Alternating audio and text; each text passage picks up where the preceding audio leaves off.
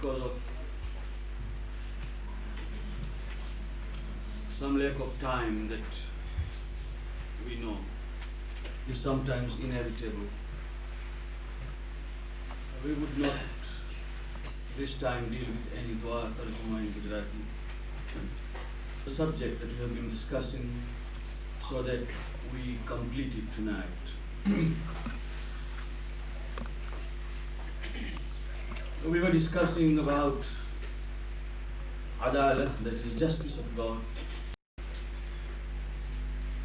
And we have now reached a stage where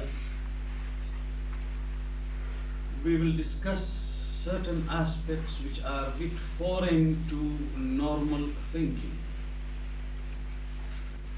in a sense that it might ask us to think deeply, rather, to reach the conclusions that I would like to draw. And it might not be as interesting as one might expect. But these are the hard facts of life. First and foremost, when we were discussing about the cause and effect upon which the whole system on earth relies, it is very important to know that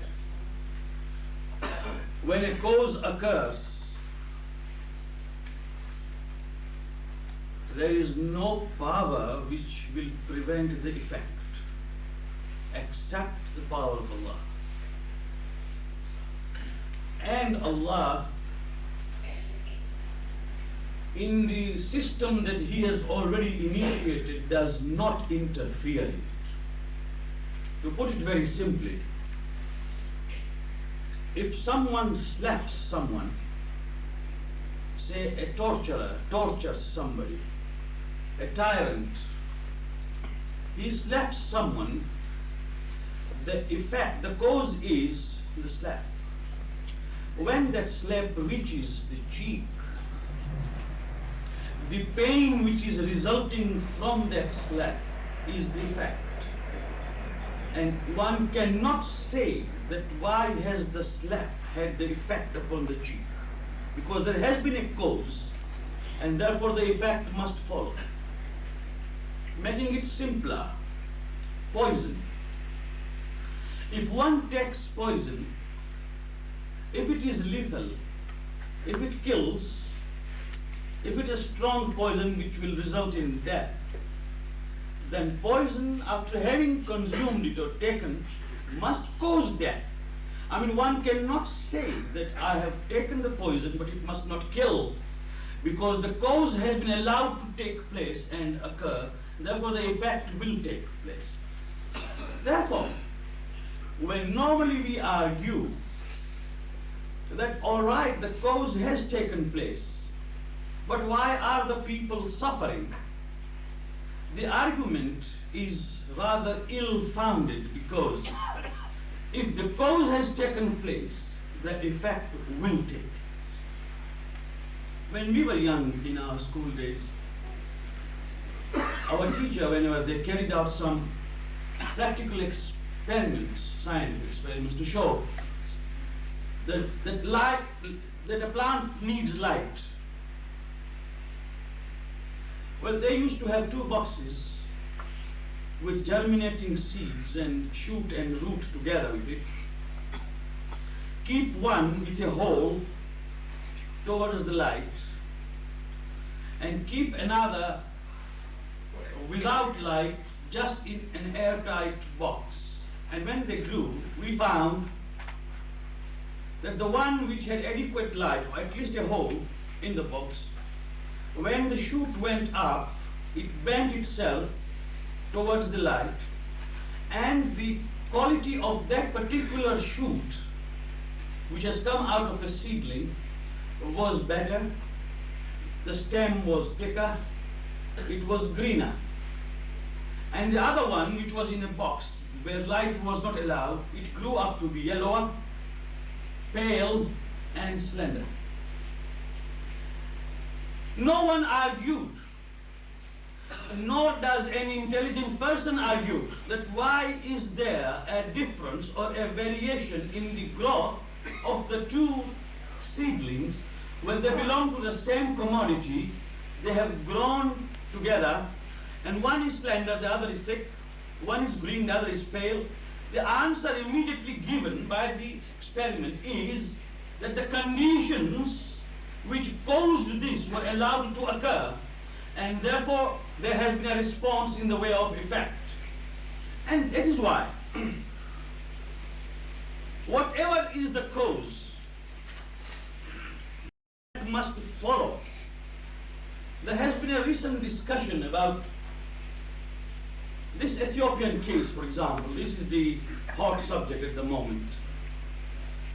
Agreed, whatever be the causes of this imbalance of distribution of corn and grain, the question which comes in the minds of many is that what is the guilt, or rather, why should the people who are suffering of starvation suffer? I answer that the cause has been allowed to occur, and this is the effect.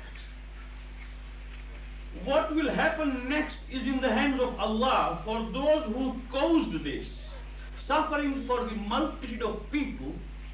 For them, the balance of justice is adjusted by Allah Himself. What we see is an effect of a cause which has taken place. The cause has taken place voluntarily, not by force. The effect follows. And it takes a bit of thinking to understand. Some years ago, a particular pill was prescribed as for perhaps prevention of birth or anything. Some ladies took those pills, and the result was that children were born deformed. Well, there was a very big hue and cry in the press about it. Most of the children were born without hands, without wrists, without complete formation of anything, and the doctors and the medical people and the pharmaceuticals attributed this deformation to that particular pill, which was then withdrawn. The cause took place, and therefore the effect follows. And therefore, gentlemen, remember something which I am going to now pronounce, which is a bit deeper than that. I came into existence the day my conception took place.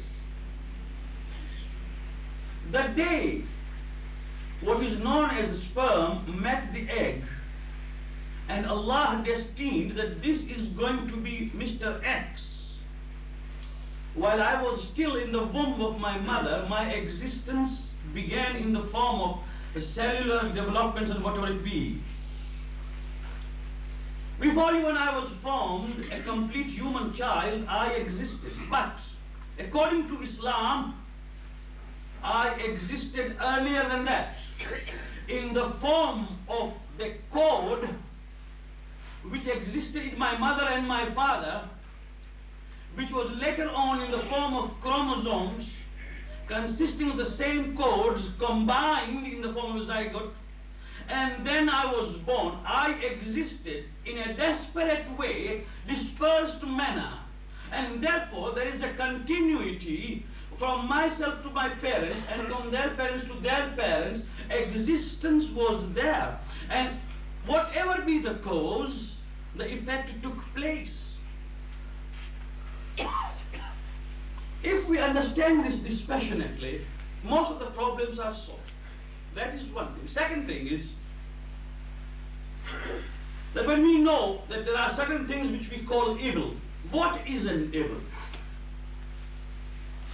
In Islamic thinking, according to the hadith of the Prophet and A'imma alayhi salam, evil is nothing but absence of good. Remember this. It is not an entity by itself. Let us take an example. What is darkness? Darkness is absence of light. It is not anything which exists by itself. What exists is light. Absence of it is darkness. what exists is khair and virtue. The vices are the absence of the virtue. Therefore, if a person is a miser, miserliness is absence of generosity, which is a positive virtue. And if a person is blind, then blindness is the absence of vision and sight. Therefore, in Islam, what exists is khair. Bismillahir Rahmanir Rahim. قُلِ اللَّهُمَّ مَالِكَ الْمُلْكِ. O Prophet, say, O Allah, the possessor, the king of all kings, Malik al-Tu'til mulka man tasha. You give authority to whoever you like. Wa tanzi'ul mulka mimman tasha. And you take away the authority from whomever you like. I mean, whether it is kingdom or presidency or dictatorial government or whatever it be, you give the authority and you take whenever you like and from whomever you like. وَتَنْزِعُ الْمُلْكَ وَتُعِزُّ مَنْ تَشَاءُ وَتُذِلُّ مَنْ تَشَاءُ. You grant status, exalted status to whomever you like, and you withdraw that status from whomever you like. بِيَدِكَ الْخَيْرِ إِنَّكَ عَلَى كُلِّ شَيْءٍ قَدِيرٌ. In your hand is nothing but that which is good. It means that what actually exists is good and khair. And when we see shar, it is the absence of it. It is not an existence as an entity. That is therefore existence. No, that is not an existence. It is the absence of the sign of life. And if we understand this, the way it has been philosophically argued by A'imma alayhim salam, then we come to a conclusion that when we talk of shar, we talk of evil, we talk of calamities, we talk of natural visitations, we must understand that we are talking of something which is negative. It doesn't exist. What exists is the positive side of it, and what does not exist is the absence of that positive quality.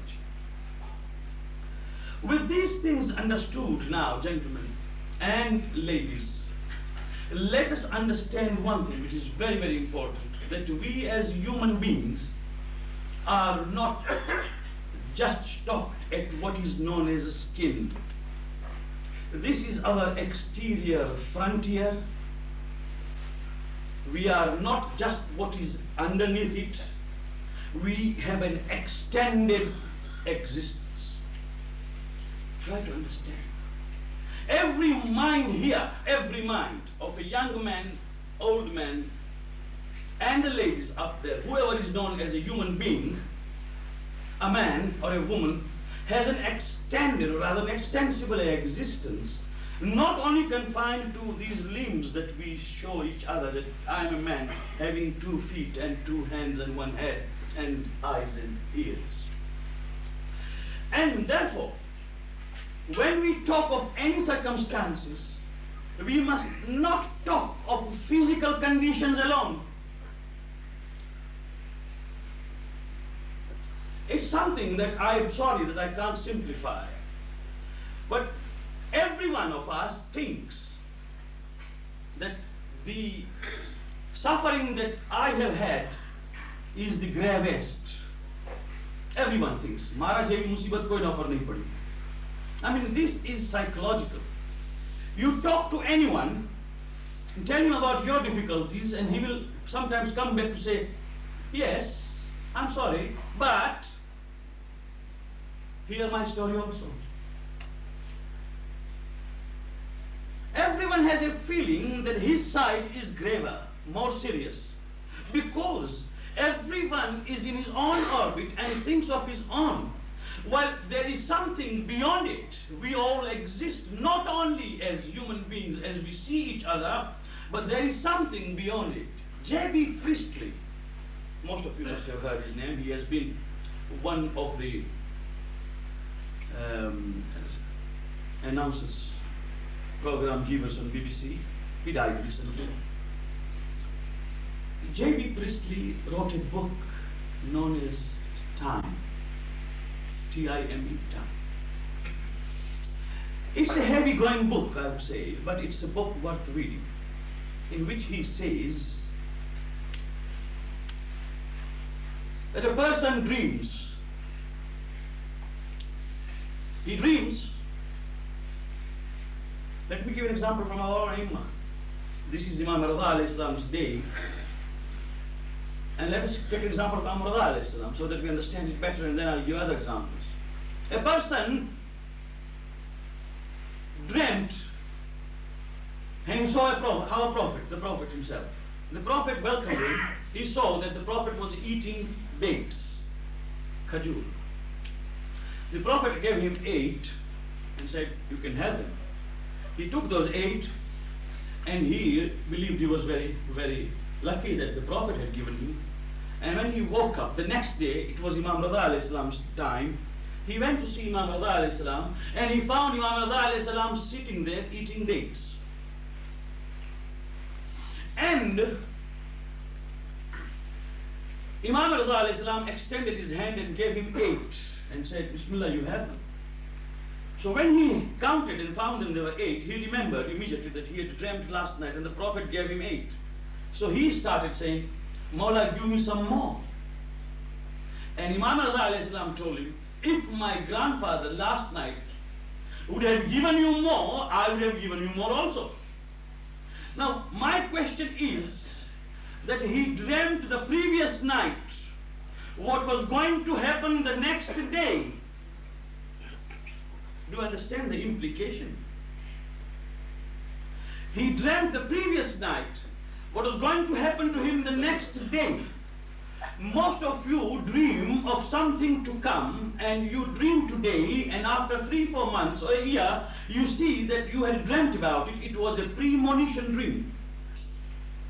This premonition dream, J.B. Priestley says that there have been cases reliably authenticated where people have been warned in advance about what's going to happen next, and based on that warning, they have tried to see and save themselves. The question arises, is the man living in the time to come or in the present time? It's a very serious question. Is he, what he sees tonight is going to happen after a year, or after 6 months, or maybe tomorrow. But there is a time gap. Did he live in those moments when he dreamt in the time to come? And live in the present alone or in the future as well? And what will happen when scientifically it has been proved that in certain conditions time would travel backwards? Will man then live backwards?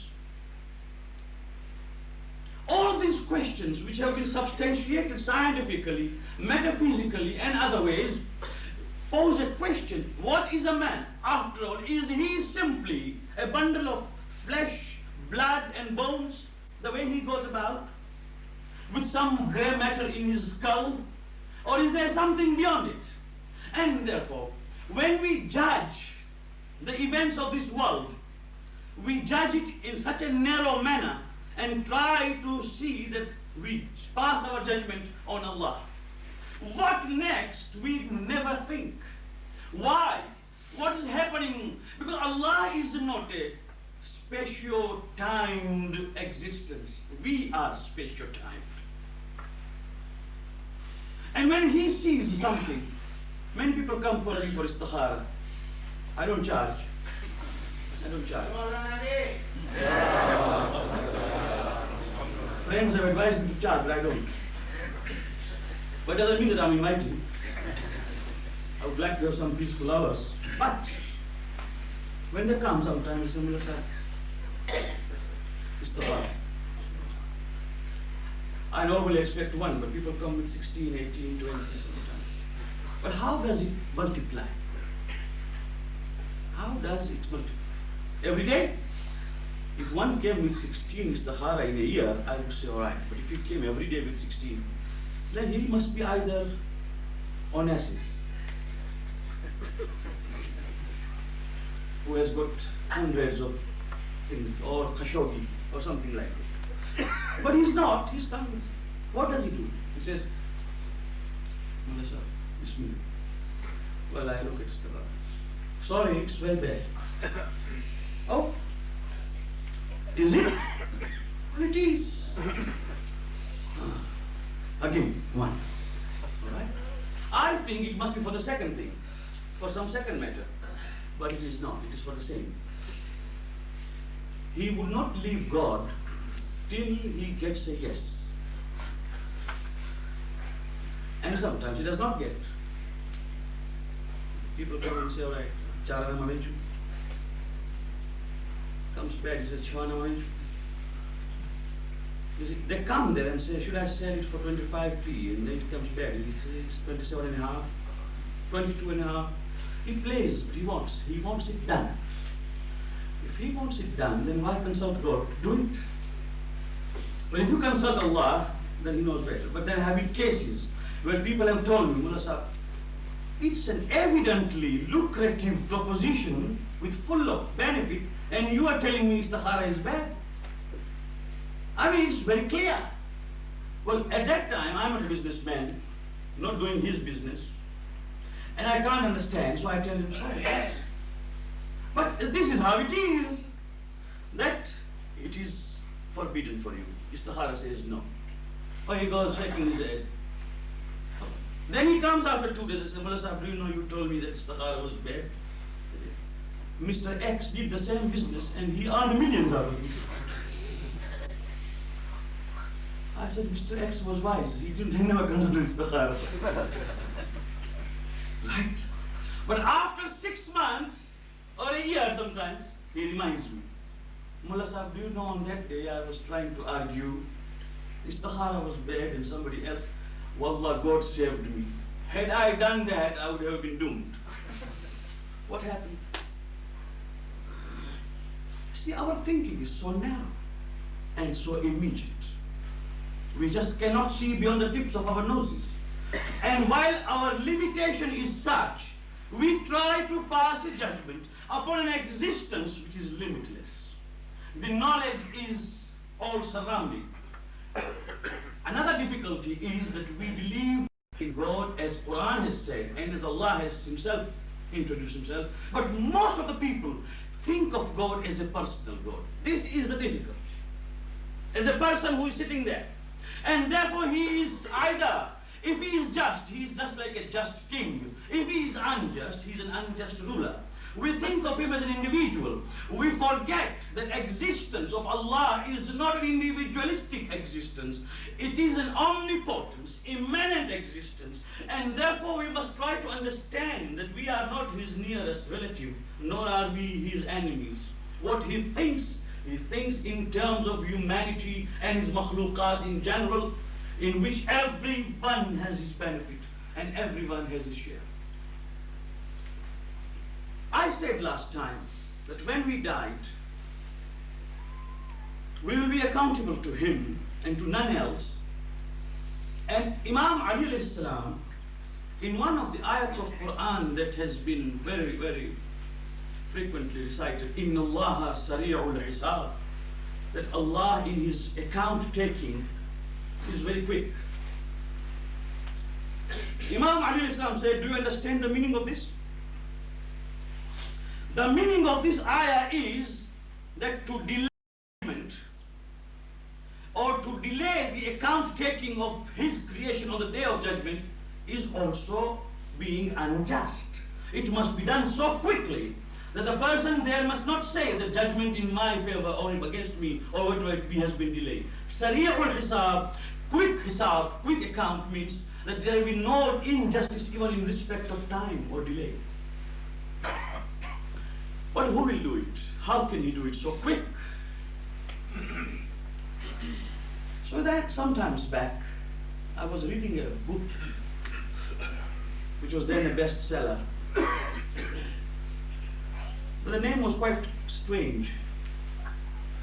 The name of the book is I'm Okay, You Are Okay. That's the name of it. And believe me, when I'm giving the name of the book, I'm also okay. Don't think that I'm getting mad out of it. I'm okay.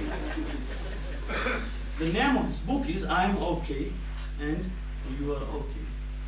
It deals with something very strange. It's about psychoanalysis in a different way, but in the opening pages.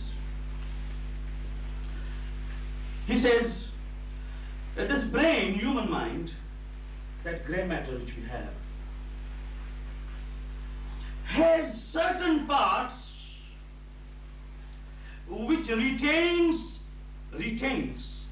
just like a recording machine retaining the voice, retains every word that a human being speaks right from the time that he was born, even his cries. And it also retains and detains not only the words, this is something very strange, he says, even the action.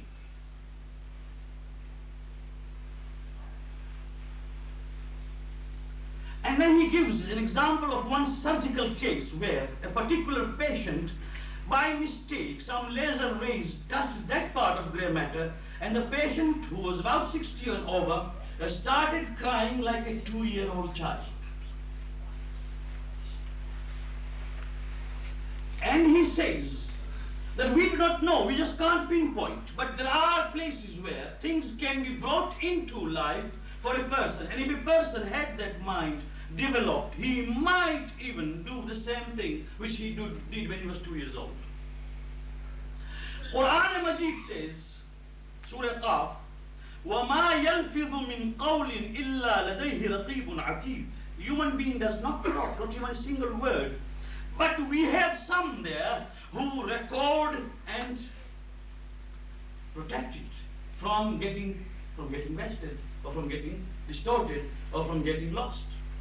Whatever we speak, when I was young, I remember I was a bit talkative. I'm no less talkative now, and my mother used to tell me, now keep shut, please. You're talking too much. And I would say, mother, when I talk now, what's wrong with it? She said, well, a farishta lakta thaki jaise. She used to tell me that the angels who are writing, they get tired. Give them some rest. But this is how she explained it to me. And I always wondered, why do they sit here? They have no time. And they're writing everything that I speak. And then they get tired. And then I have to keep quiet for them to take rest. And they never tell me when they're ready again. And all those things I used to think. But then, the time came when I was reading Quran, and when I read these books, and I consulted so many other thinkers who knew about the working of mind, it dawned upon me that those malaika to which Imam Ali alayhi salam has referred in Dua Kumail, Kiraman كاتبين الذين وكلتهم بحفظ ما يكون مني وجعلتهم شهودا علي مع جوارح.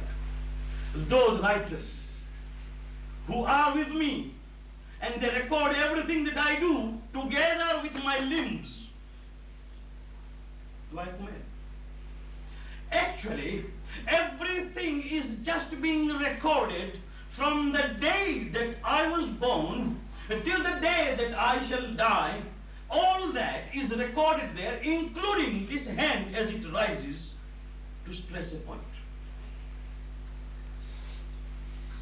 And this has been now conclusively agreed. Nothing is lost. Now what will happen on the day of judgment is not that a Metaji will sit there to tell me, come stand here. Did you wrong somebody, Mr. So-and-so? Did you do this? And then I say, no, I did not do it. No, it was somebody else. Just like when we were in the school, the teacher saying, did you beat him? No, it was Mustafa who beat him. It was Akbar who beat him. Well, I beat him. Naturally, I beat him, but I would like... There's no question of that. What will happen is what we just now heard in Surah Yasin. Al-Yawma, Day of Judgment. Al-Yawma, نختم على أفواههم وتكلمنا أيديهم وتشهد أرجلهم بما كانوا يكسبون. On this day of judgment, نختم على أفواههم, we shall seal upon their mouths. That means the mouth will be shut. No talking. نختم على أفواههم. What will happen? وتكلمنا أيديهم. The hands shall talk to us. وَتَشْهَدُ أَرْجُلُهُمْ, and their legs shall give witness. The hand will say, with these hands I have wronged. With these hands I have stolen. With these hands I have lied. With these hands I have tortured. With these hands I have usurped whatever I did. With these feet I advanced towards sin. With these legs I did all that you did not want me to do. Bima kanu yaksibun. It will give the evidence and the detail of everything that they did. Quran says that on that day the skin shall talk to us. And the man at that time, when he will see the skin talking, at that time he will just address the skin in the beginning, before his mouth is sealed. And he will say, what happens to you even you have left me? And how come that you are talking while you never talked when I was alive on earth? And the skin shall answer, Quran says, Antaqani Allah alladhi antaqa kulla shay. The speech power has been granted to me by that God who granted you with power of speech. So what will happen is that the man will come there with his account ready himself. There is no question of anybody coming to say, come on, give me the account. The person will come. There's a recent book which has been written, Life After Life, if people have read, and must have read. We used to read about life after death. Now the book has come out, which is Life After Life, in which they have tried to do it. But Toynbee wrote about it. Toynbee has a book on death. Apart from historical work, Toynbee has a complete book on death. And Toynbee wrote this, that there is no doubt that there is some existence and sustenance after the breathing is over, that is after the death. And he says, in Life After Life, there's a chapter where he says, when the person starts dying, whether it is by an accident that has killed him, or by a severe attack of heart that is not going to leave him, or it may be anything that has happened, the moment he starts dying, the whole life is just before him. And he sees what he did, and to whom he wronged, and what he said. It just passes like a film, and on the day of judgment, he will come there, وَكَفَى بِنَفْسِكَ الْيَوْمَ عَلَيْكَ حَسِيبًا. God says, for yourself today, you are the accountant and you are the auditor. You say what you did, and there's nobody else to say. So everyone will come with his own account. When Ghalib said, as I said last time, pakde jate hain firishton ke likhe par naak, that we shall be arrested on the day of judgment because the angels wrote about it. Admi koi hamara dame tahrir bhi tha. Was there anyone as a witness on our behalf when this was being written? The question does not arise. There is no question of any witness. There is no question of any claim and counterclaim. What will happen is the admittance by man himself as he comes there and he speaks whatever he has done.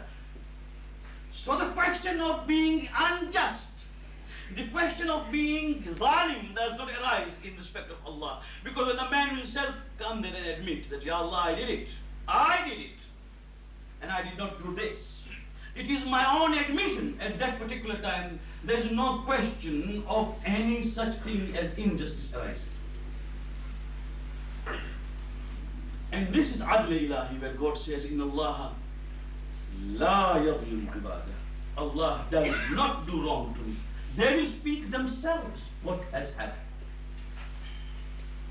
What will happen then is, as Imam Zainul Abidin said, that there are two qualities of Allah. One is Adl, that is justice, and one is Fadl.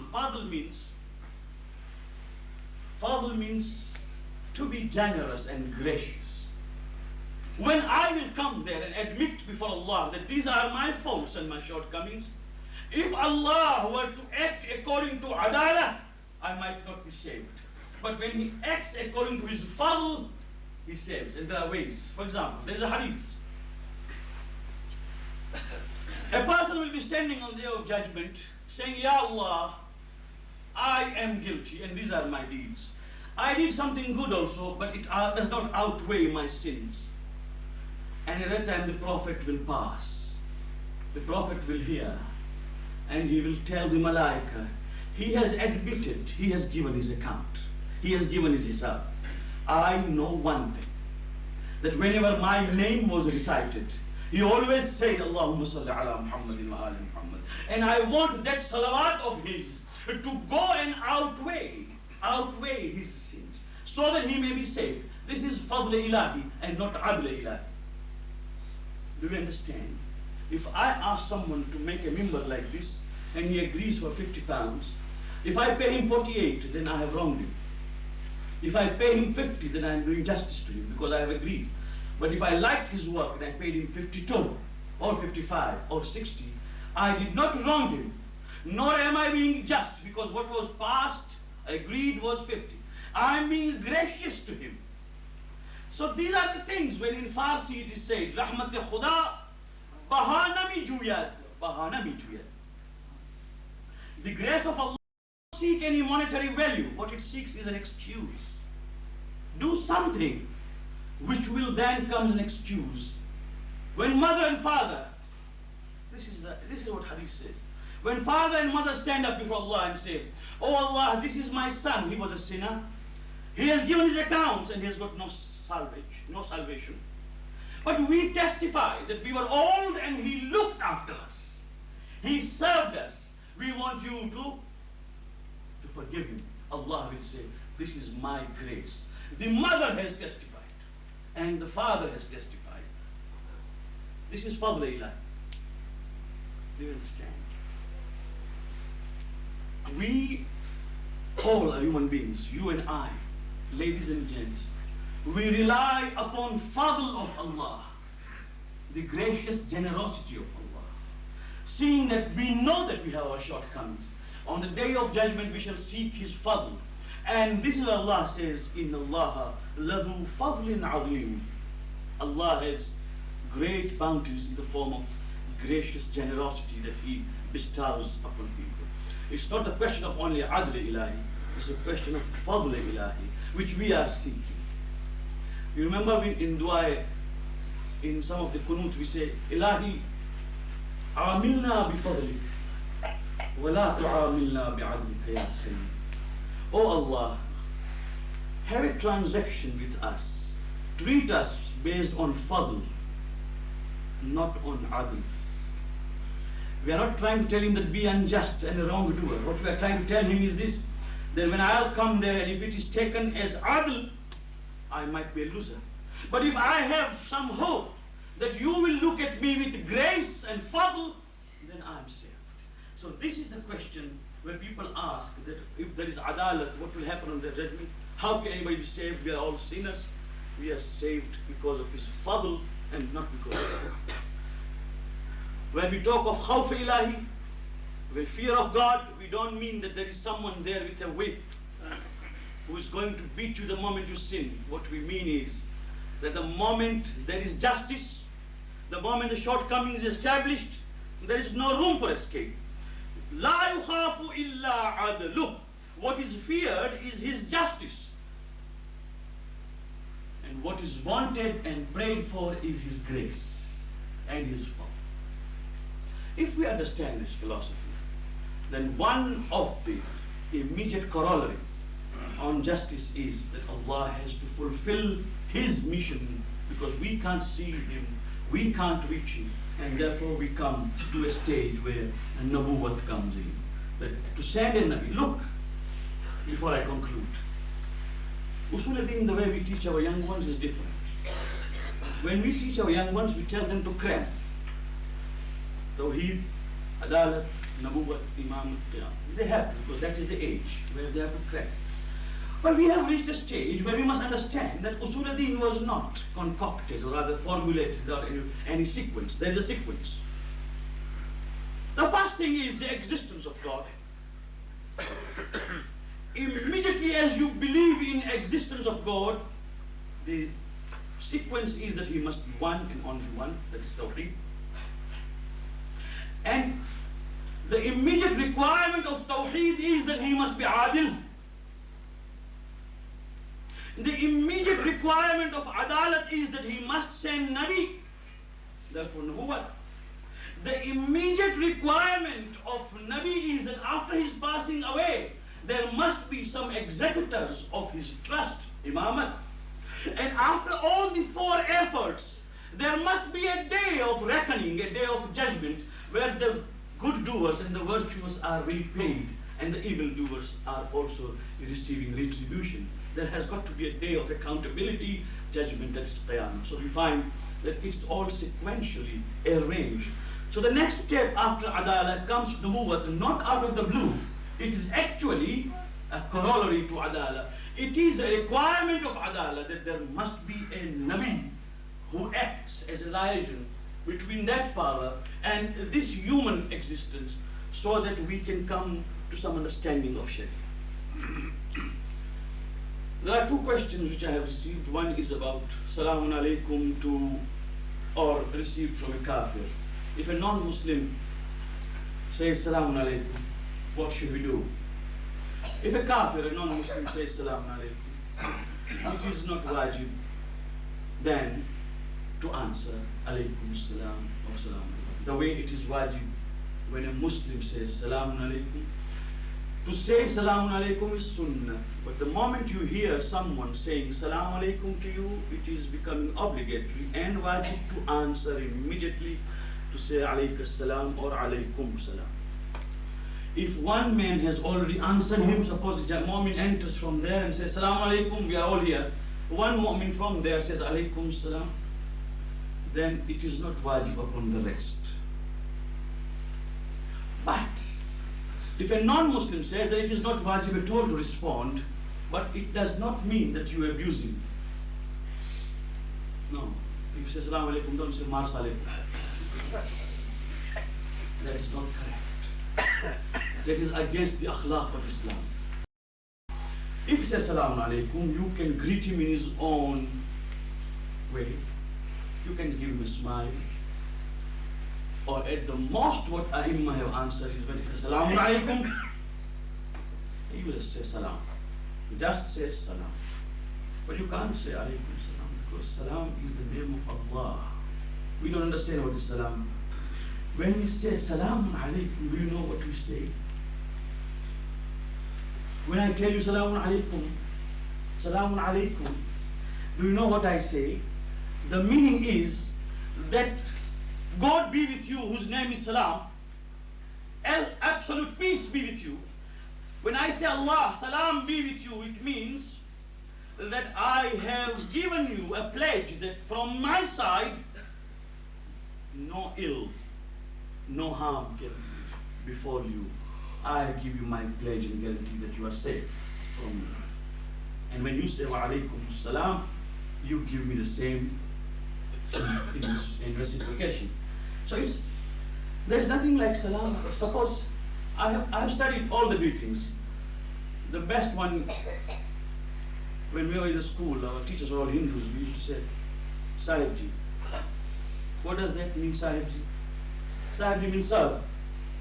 And he used to say Sahibji, and I was surprised. I am not his Sahibji, but I am his student. I say him Sahibji, he tells me Sahibji. Then, when we came to understand a bit of fit-fought in English, we started with good morning. Well, a teacher comes from home after having quarreled with his wife without a cup of tea, and I meet him in the corridor and say good morning. He lifts a cane and just gives me. He says, there's no morning and there's no good. A person is drowning. Let us say I had a sight of a person who is drowning early in the morning. I say, hey, good morning. He will tell me, are you a fool? I'm drowning. There's no good and there's no morning. But if I say Salamun Alaikum, in any circumstance that you can think of, after having known the translation that I have given, you can say Salamun Alaikum in any circumstance. When a person may be drowning, dying. In fact, if a dying person receives Salam, he is lucky. If a person is dying, say Salamun Alaikum, you have given him that peace, that blessing, that God be with you. So Islamic philosophy of Salam is different. It doesn't go for kuffar. That is one. Another question is a very interesting question, because apart from this which I have received now, but since the time is up, I should like to keep it for the second time. But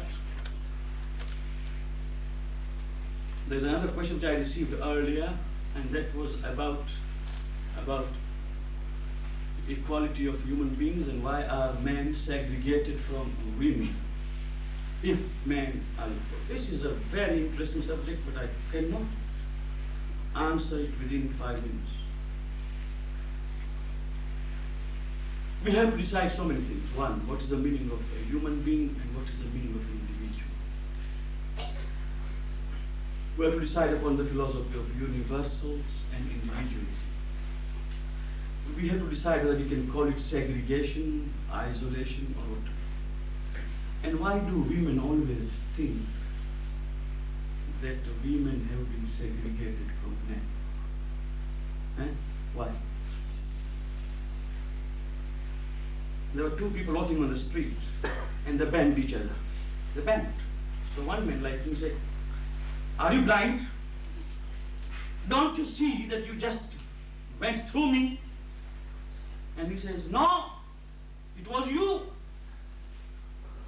Tell your optician to change your glasses. You can't see me. You banged me." He tells me that I banged him. And I tell him that he did. Then a wise man like you comes there. "Why are you quarreling?" I said, "Look, this man banged me and now he is trying to blame me." I said, No, I did not do it. He did it." So that wise man says, "Now look, I will give judgment. Each of you banged the other. Rather than saying this man banged him or that, each of you banged the other. Go. Finished." So both of us are pleased. Yes, we each banged. If we could have understood this earlier, there would have been no quarrel. When women say that they have been segregated, I say men have been segregated. Well, the answer is that each has been segregated from the other for some very good reasons, without meaning any inferiority to any. And there is a great philosophy behind it. Islam is not apologetic about it. And I'm going to prove it, inshallah, when we come to that subject, and we shall understand. I'm sorry that tonight's address has been a bit hard on many minds. But there was no other way. I only wish and pray before I descend from Mimbar that our young men and women read some serious books and cultivated the habit of readership. I don't mean Agatha Christie. I don't mean Chakram and Ganchakkar of Gujarat or Bekari Moj and things like that. I don't mean those things. I know people like those things. But what we want to read and what we should read is to give us an intellectual elevation. It is hard. One does not easily get over it. But read, please read, and read these books, which will broaden your mind and give you some depth. At that time you will realize the deeper you go into the wonders of nature, the nearer you reach your Almighty Creator. Wassalamu alaikum wa rahmatullahi wa barakatuh.